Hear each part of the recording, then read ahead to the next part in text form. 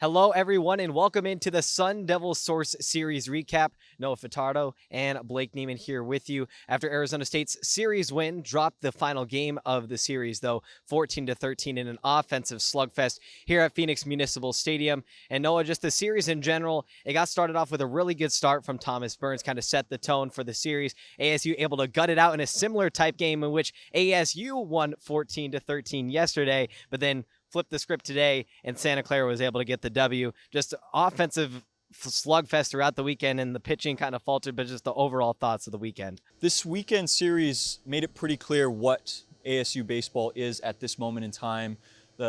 We're filming this on a tripod right now. You need 3 legs to have this stand and be a good shot. Right now, ASU, judging off of this weekend, has 1 strong leg in their offense. Could be one of their better offensive teams in recent history, but pitching, not that many standouts there, lots of freshmen and a lot of question marks with that. They even kicked the ball around a little bit yesterday and had some problems with that today. Ryan Campos had started off the game with errant throw to Tobias at first base. So there's some things to clean up in terms of those. And right now, ASU, having won the series, has a lot of things that it knows it needs to work on with something that it seems they can bank on. The team has talked about it all preseason. That offense is going to be 14, 15 deep. But beyond that, there's a lot of things to still figure out. You talk about that tripod, and the one pillar, the one lock on that tripod has been the offense with 10 home runs this weekend. It seemed like the ball was just continuing to fly over every part of that fence, and Isaiah Jackson being a highlight in there, 10 RBIs. He had some really big homers this weekend. And talk about a guy like Ethan Mendoza adding to that offensive depth today. 5 for 5 as a true freshman, just unreal stuff in this offense. It's going to be one of the scarier lineups in all of college baseball. Yeah, ASU baseball, they scored 38 runs this weekend. That's their most in a season opening series since 2019. If you remember, Spencer Torkelson was on that team. But there's a lot of batters. There's a lot of batters who could be all Pac-12 guys, honestly. Isaiah Jackson, you mentioned him, the 10 RBIs. That's the most since '07. Brett Wallace had maybe 9 in a season opening series in '08, and Torkelson 9 in 2019. That's really good company that he's keeping there for a guy who struggled at the plate last season, seems to have a lot more figured out coming into this season. They don't even have Nick McLean right now, who was a great hitter last year for them, is a sophomore right now, recovering from a hamate bone injury, which also, was an injury he dealt with last season.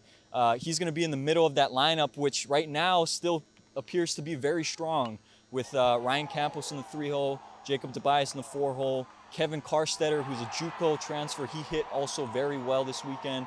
Harris Williams talked, he's the leadoff hitter here, San Francisco transfer, talked in the presser today about knowing those guys are behind him and having the confidence that he has protection on the back end. He doesn't have to worry too much about what they're going to do at the plate. And so really right now they're at a high in that locker room with what their offense is going to do. To some extent, the pitchers, knowing that they have that kind of production behind them is, assuring, but at the same time, the results right now are not sort of reflecting that. Yeah, you mentioned the pitching and having a little bit too much comfort, honestly, on the mound and kind of attacking that strike zone a little bit too much over the plate. Got dinged up for 33 runs this weekend in total for Santa Clara. And they are a good offensive team, but there's a lot of good offensive teams that are continuing to come up against ASU. But just talking about Thomas Burns, I wanted to hit on that. He was really special Friday night start. He had 7 strikeouts, I believe, through 5 innings. Really did some nice ball, but it's the bullpen that's continued to falter. There was a nice closing spot in Cole Carlone on Saturday to secure that win. Came in a little bit early today, wasn't quite able to get the 2-inning save. And there were some other bright spots in there, but overall, the bullpen needs some work. Yes, the middle of the bullpen in particular, they've given up a lot of runs this weekend. Obviously, when you have someone like Thomas Burns, who's the first true freshman in a long time to start here at ASU, have the kind of debut that he did, there is some solace that you can take in that. But beyond that, there's still a lot of downsides, a lot of negatives. Cole Carlone, he was sort of really good and then not so good today. Obviously, true freshman, you would expect that from him. There's a lot of even returners in that bullpen that have not pitched well. Matt Teeding yesterday really struggled. Jonah Giblin today, exactly. Those two returners. Sam Peraza talked in preseason about how he felt they would be reliable guys to bridge the starters to the back end of the bullpen. But obviously that's not, showing in this first weekend. Beyond that, there's a lot to still figure out in terms of, even rotation stuff potentially. When you have Tyler Meyer, he's had his first start in a long while today, in almost a couple years, and he, command was a problem for him today. Something that Willie mentioned in the press conference, over the weekend in general, they had a lot of strike throwers. They got hit around a lot as strike throwers. He said that's something that he's willing to live with, especially when you're playing a Santa Clara team that is good. They were a regional team last year, and you're at Phoenix Muni. A lot of fly balls turn into home runs here. Yeah, he's had tough skin. Right. So there is that they're facing, but it's still very obvious that even considering those circumstances, they have a lot of pitchers who, at this point in their development, they kind of need to be further along if they're going to take advantage of one of, what will probably be ASU's better offensive teams in a long time. Yeah, trying to keep up with that offense and being able to, give them a chance to get a victory. Willie Bloomquist, like I just said, like talking about tough skin and having to have tough skin out here. It's a ballpark that flies out, and that's not always advantageous for pitchers. So it seems like it's a little bit tough early on for some of these younger arms to kind of find their groove, and even some veteran arms just getting back in the groove and swing of things. So you would like to say that they would be able to progress and get used to it as the season progresses, but there's just so many question marks with so many freshmen and just about this bullpen in general. Yeah, there's I think the count's 11 freshman pitchers. That's a little more than you might want for a team that's going to. A few of them through this weekend. Yeah. Wyatt Halverson we saw there, he was one of the lower spots this weekend. Yeah, there were a lot of guys that did struggle, including Halverson. Obviously even guys who did well in certain spots didn't in others. So, consistency was an issue in that as well.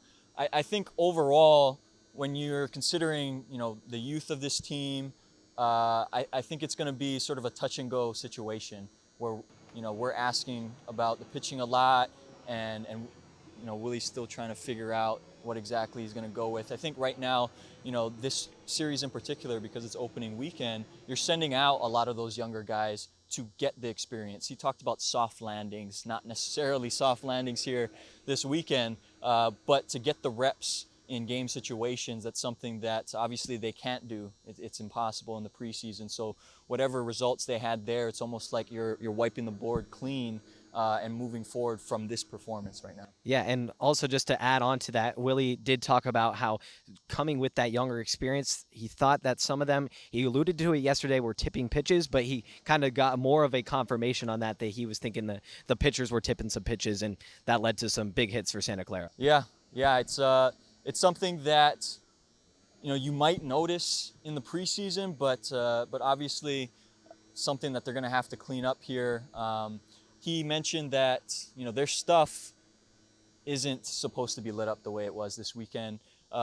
Whether you believe that or not, it's something to definitely note when you're not really expecting a whole lot from your pitching to start the season, as many following the program weren't really, and you have that sort of added challenge where teams can take advantage of that.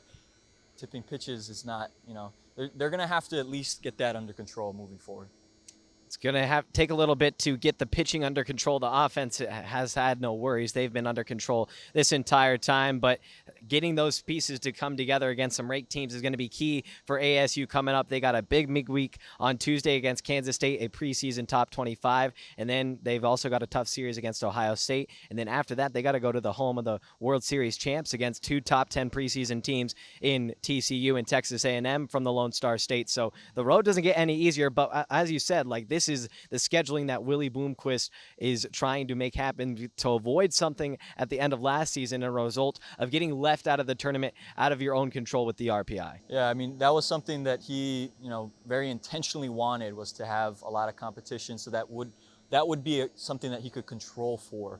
But when you're talking about the pitching and facing a good hitting team in Santa Clara and therefore giving up a lot of runs, there's going to be a lot of good hitting teams coming up not just in non-conference, but Pac-12 play Pac-12 as deep. well. Oregon State was crushing it over Yes. nearby today. Yes, exactly. So really, it's going to be a work in progress, and something that we'll have to monitor. Willie had mentioned that the Adam Behrens, another true freshman who had a relief appearance this weekend, is the likely starter against Kansas State. I mean, when that is the situation that you're dealing with, then there's still a lot that you really don't really know about where this pitching is going to be a month or 2 months from now. So with that in mind, there's a lot of moving parts. The only thing that seems to be a constant right now is their offense, and maybe in some ways that allows them to really understand what their weaknesses are and what they need to be working on throughout the season. It's very young. They still pulled out a series against a very good Santa Clara team, and it's a launch pad. It's a launching point for them, to really figure out who they are as a team holistically moving forward. Like you said, Noah, the season is still young. There's still many questions to be answered, but for ASU, they do get the series win, fall in the series finale today on Sunday, 14-13. They'll take on Kansas State on Tuesday. Big ranked matchup coming up for the Sun Devils. But for Noah Furtado, I'm Blake Neiman signing off from Phoenix Municipal Stadium.